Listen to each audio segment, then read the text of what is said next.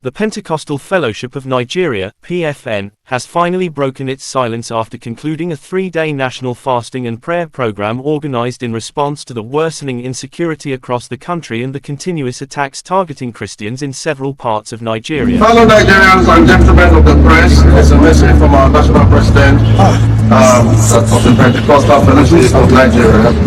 Today marks the end of our 3 days of national prayer and fasting and prayer for Nigeria and their country, as proclaimed by the Pentecostal Fellowship of Nigeria PFN. We are burdened for Nigeria today because we seem to have lost our sense of value for human life as its sanctity. The level of banditry, kidnapping, violence. The Christian body, which represents thousands of Pentecostal churches nationwide, expressed deep concern over what it described as the alarming state of insecurity, killings, kidnappings, destruction of communities, and the increasing fear among citizens. PFN leaders stated that the situation has gone beyond ordinary criminality and now threatens the peace, unity, and future of the nation.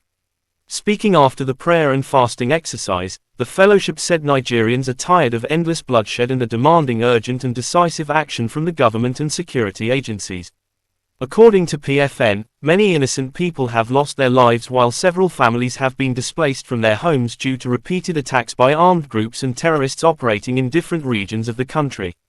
The organization particularly lamented the continued attacks on Christian communities, churches, pastors, and worshippers, saying many believers now live in fear, especially in rural areas where attacks often occur without immediate security intervention. PFN noted that many communities have been abandoned because residents can no longer guarantee their safety. The fellowship stated that while prayers remain important, the government must also fulfill its constitutional responsibility of protecting lives and property. PFN emphasized that fasting and prayer should not replace concrete security measures, intelligence gathering, arrests, prosecution of criminals, and proper support for victims of violence. According to church leaders, Nigerians have prayed enough, and now the time has come for visible action and accountability from those entrusted with leadership. They stressed that citizens deserve to know what steps are being taken to stop the killings and restore confidence in the nation's security system.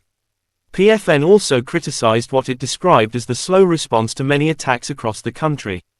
The group questioned why perpetrators often carry out deadly operations and escape without being captured. It warned that continued silence or inaction could worsen public frustration and deepen distrust among citizens.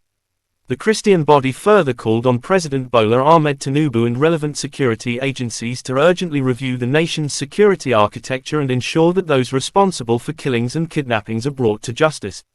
It insisted that Nigerians should not continue living under fear while criminals operate freely.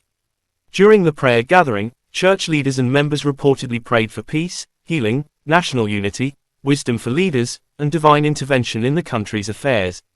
They also prayed for victims of attacks, displaced families, and security personnel risking their lives to defend communities.